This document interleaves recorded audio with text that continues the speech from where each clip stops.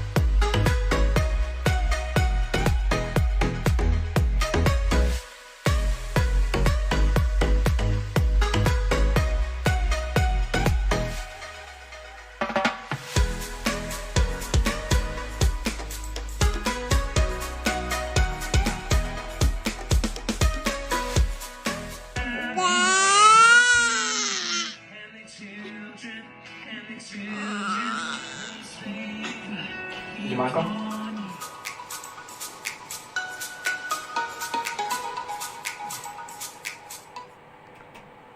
All right, now for a segment that we're going to be calling The News, where we travel worldwide. We go far and wide looking for relevant news that is just all round good for you, good for us, maybe good for a laugh as well. But no pandemic is going to get us down. So those of you that get puns, I couldn't find a good pun to go with coronavirus or COVID-19, all I did was I went out looking for some news that's hitting the headlines in some other countries that we may not live in or be aware of. Well, of course we're aware of those countries, but the news in those countries. So here's one from Tokyo. Tokyo Games, as we know, is the Olympic Games. So they've had to remodel their logo specifically for the game. So look what they've done here. That's correct social distancing right there. Unfortunately, I think after the remodel of their logo, I think they actually cancelled the games or postponed them to 2021. But meanwhile, in Austria, they've banned the gatherings of more than 5 people. So families of 6 are in a bit of a Mexican standoff, even if they know where Mexico is. I would assume they do because they're quite a first world nation there. All right, so I received a letter earlier this week from management, and it goes as follows. After careful consideration, we have decided it is no longer in the best interests of anyone involved to proceed with 2020. While we recognize that a lot of hard work has gone into preparing for 2020, if we're honest, it's turned into a bit of a dog show, and we feel it's just best to call it off. We understand that some of you are looking forward to seeing what cruel and peculiar disaster 2020 would throw up next. But on balance, we believe it's probably best not to find out. We will instead provide ticket holders with a full exchange or refund and start afresh with 2021 on Monday. Our plan is to deliver a more enjoyable year, similar to, say, 2016, which everyone thought was the absolute worst year of their lives. But in retrospect, was a walk in the park. Do that. I didn't actually do that. Learn how to cook. There's some great resources on the internet. Sorry, we've just broken the studio. A couple of us have lost our minds. But on a serious note, we are partnering with a great non-profit organization called Boccabella, and they're doing a fund run. Not a fun run, because I don't think running around your yard or your balcony 74,000 times is fun, but a fund run. Well, they've called it an e-run, actually, and this is to raise funds to feed families that are less. So if you're running from your demons, well then log on, register, and run as far as you can. Or if you're just really in a generous mood, well then sign up and run as far as you can. And I know that I'll be running, and that's happening on the 19th of April. I don't know what day that is, because I don't know what days are anymore, because we're just at home for 5 weeks. And so I'll pick up Monday where I'm allowed out. But on the 19th, sign up. If you don't have the money to be running, then find somebody who does have money, who doesn't want to run, and run for them. And it works the other way. If you have money and you don't want to run, find somebody who will run, or just put your smartwatch on your child and just set them loose on the garden. You might be in for more than you bargained for, but get on that, donate. Let's be generous in this time. The only way to respond to a crisis like this is to be generous and give more as a church. Come on, let's do it. But right now we have a really special interview for you. And it's Mark van Pletsen from Cape Town. He's a legend, and we had the chance to interview him. So hold on to your device real tight, snuggle up if you've got something to snuggle up to, or someone to snuggle up to, and enjoy this interview. Well, I'm just going to introduce you real quick. So this is Mark van Pletsen. He's a pastor down in Cape Town, all-around legend, and he's got a joke a minute. We love him, and we love what he's doing in Cape Town. We love him what you're doing in the church space. We love what you're doing for the gospel. And I've got a bunch of questions for you. That range from serious to not so serious. So I recently saw that you posted something online that says you're changing it from the lockdown to the chow down. Yes. So in light of that, what's the best lockdown meal you've had? Oh, wow.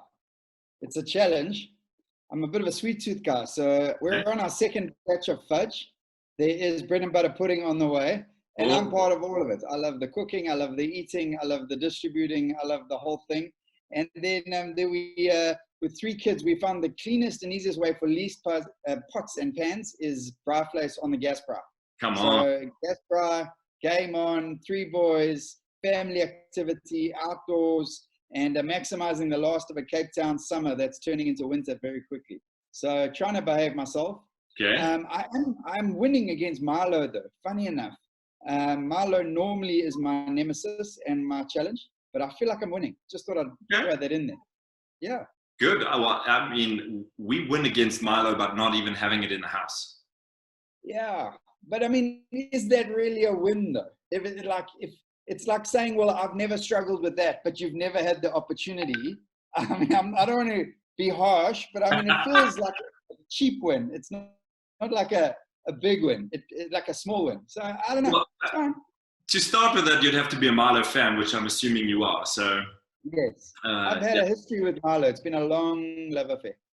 But anyway, enough about looks Milo. like a good Milo guy. As long as I'm representing. Do you have a dog that's named Milo? No, my dog is named Pilot. Okay.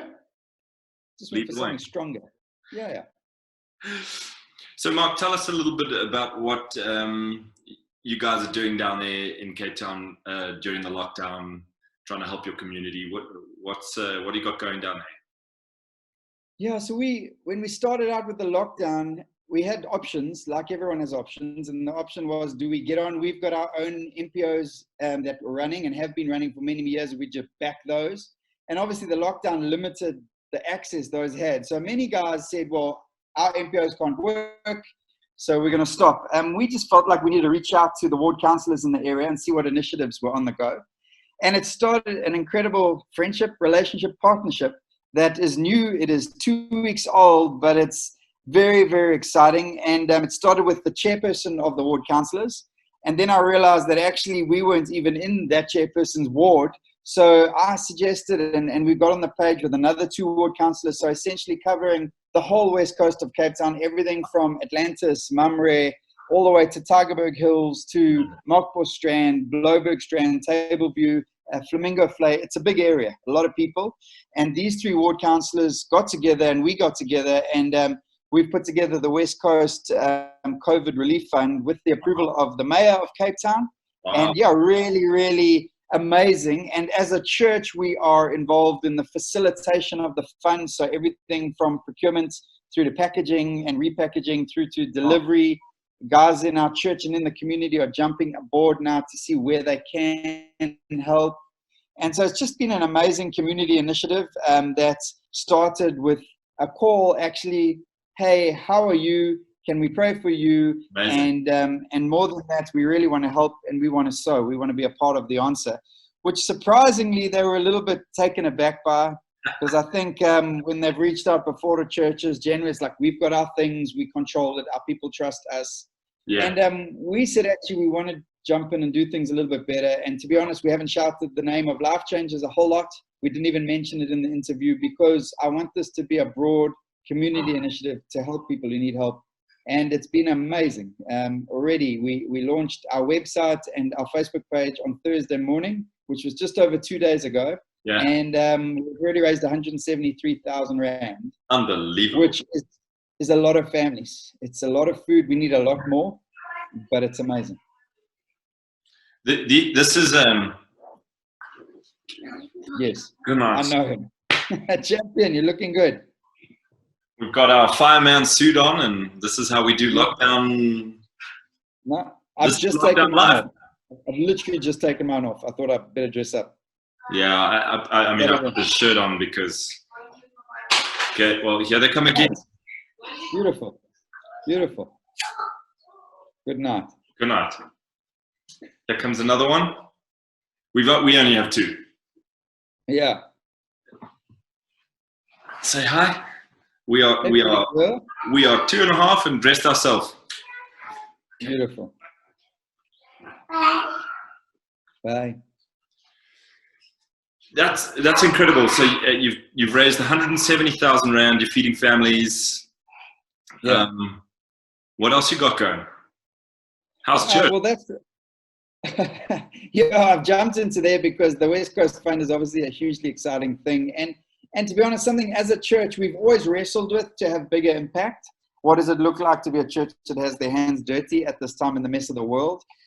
We've also looked after our own folks and people within our community. We've distributed about 70 packs, I think it is, to people in our community that'll feed them for a week or two. But church is good. I've loved this. To be honest, I know that sounds terrible. No, as a leader, why? as a leader, as someone who knows that the gospel is the answer to the world and to lives and stories and will secure and hold people in the greatest storm that this world's seen, the leader in me has loved it, has thrived, and has found it an exhilarating time. The pastor and the friend and the employer have found it a difficult time. We have a school that we run, and parents have already pulled their kids out of school. We've had to navigate what that's looked like. And then more than that, just walking with people who whole pipelines of work have disappeared overnight. Like whole pipelines, not just a little, everything. We have people in the events industry, people in those industries that have been smashed, you know. And so that I found overwhelming, but I've found an incredible time to walk with God, to try hear his voice, and to see the miracles that'll happen in the midst of the storm. Yeah. And we know God's invested in storms. He's always working. He's always doing something when we can't see it. So I live with that reality every day. Wonderful. And thank you. what's one of the craziest things your kids have done over the last 3 weeks or two and a bit weeks? Who's going to see this? No, it's been big. There's the general navigating of all sorts. My oldest he likes to rule the roost. So he did wind up a tennis ball, and as his brother came up from being deep in the pool, he came up for it. He threw it as hard as he could and hit him in the forehead. And when I challenged him about it, his response to me was, I could have thrown it harder. So that was his shining moment. So that was an interesting moment. No, but it's actually been amazing. I've been trying to take out moments in the day, even though the day's been busy, to spend time with each of them. My middle boy's learning guitar, trying to encourage that and enjoy that. My other little boy, I actually took the poles out of our pool net and erected a makeshift cricket net in the back of the garden, which also doubles as a golf net. And I found my youngest, who's 6 years old, has fallen in love with golf. So he takes a bag of about 60 balls, hits them, picks them up, and hits them again. So we're really trusting a professional golfer comes out of this time. And but it's been good. It's been really good. It's the spontaneous, hey, can I find my friend, and hearing their little conversations and their little insecurities. So it hasn't been the crazy all-out madness. We've actually loved it. Amazing. That's unbelievable. And if you could go to one place right now, or tomorrow morning, or Monday morning, because church is on Sunday, where would you go? In the world? Yeah, sure. Where would you? If lockdown was lifted, where would you be headed?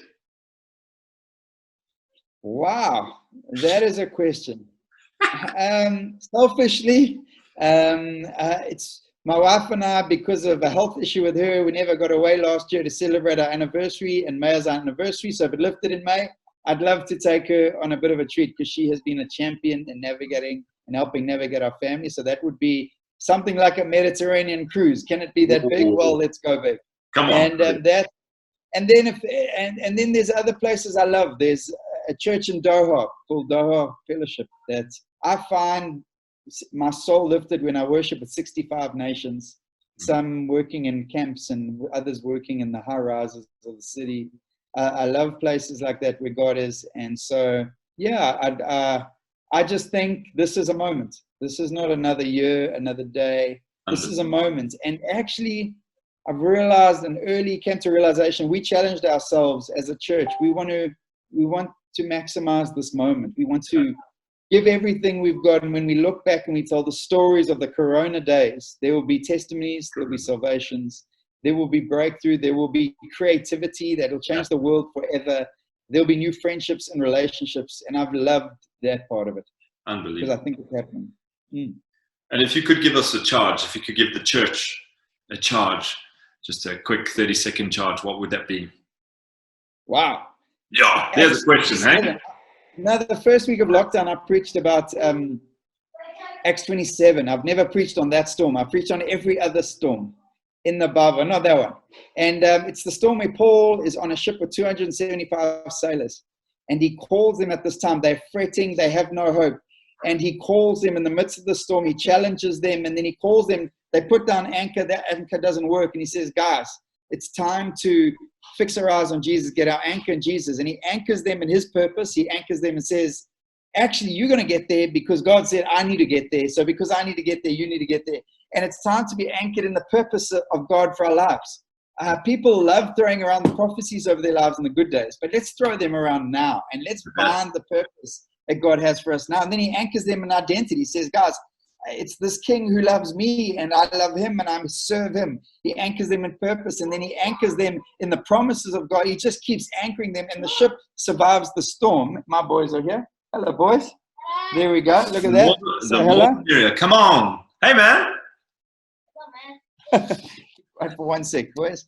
And so it's time to get anchored, you know. Christianity is never proven or shaped. It's never shaped in the good times. It's shaped in the tough times and the bad times.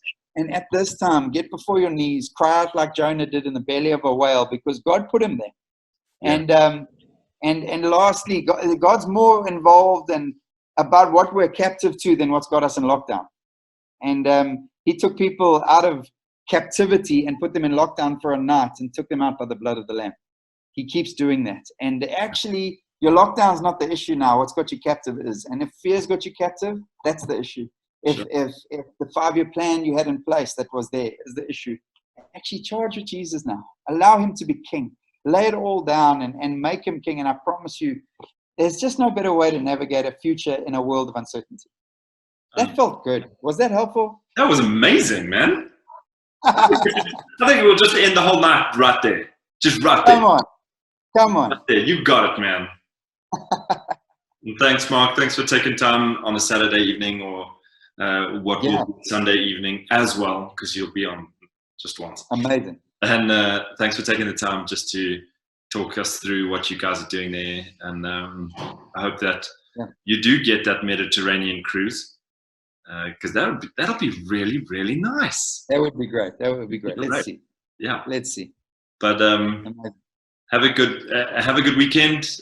Thanks for coming on, and man, keep going. Keep giving more into Cape Town and keep doing as much as you can. Thank you, buddy. Love to you guys. Love to Urban Life. We absolutely love your church and the people of your church. It's a great privilege to partner with you. Cool, man. Welcome back. That was a great interview. Thanks, Mark, if you're watching this, or if you watch it later tonight. Thanks for coming on. Pearls of wisdom there. Love what you guys are doing in Cape Town. Keep going. If anybody is watching this from Cape Town, please be sure to partner with them. We'll drop the what do you call those things? The links in at the bottom on the comment section so that you can find your way around. Just get behind that if you're in Cape Town. Get behind the Botshabelo e-run and the relief fund if you're up this side and you want to do something within your own city.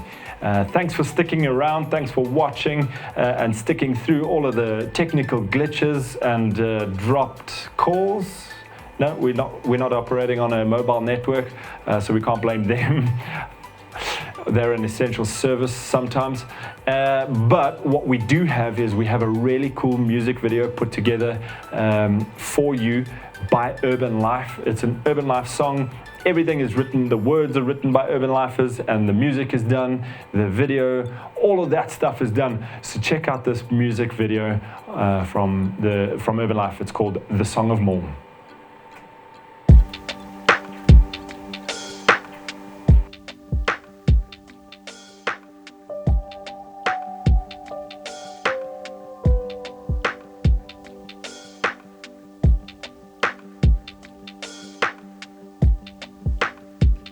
You bring me life, you give me hope, you call me out of my hiding place. You bring me life, You give me hope. You call me out of my hiding place. You call me yours. No song I sing can measure your glory. No song I sing can describe your beauty. No song I sing can comprehend your story. But may this song I sing draw me closer to your heart. You bring me life, you give me hope, you call me out of my hiding place. You bring me life, you give me hope, you call me out of my hiding place. You call me yours.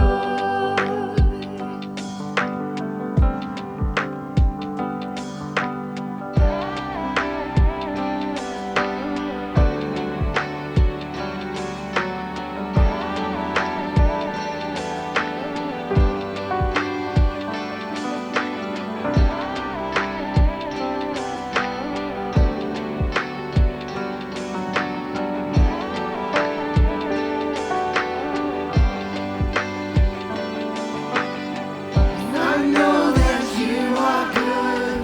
I know that you are true. I know that you are faithful. I know that you are pure. And therefore I can sing, declare with everything, every fiber of my being, surrender all to Him.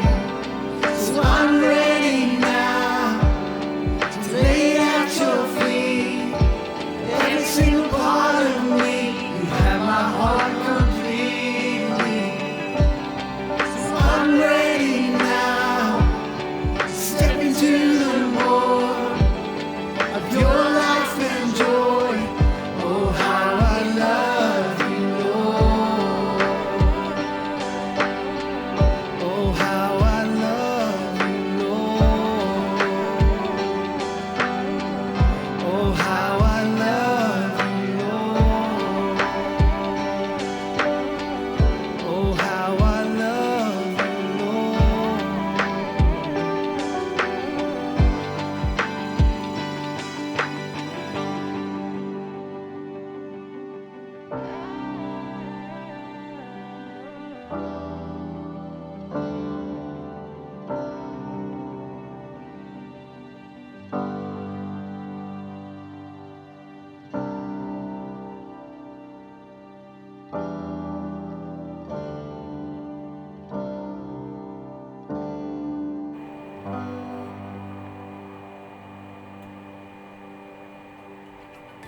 I love that song.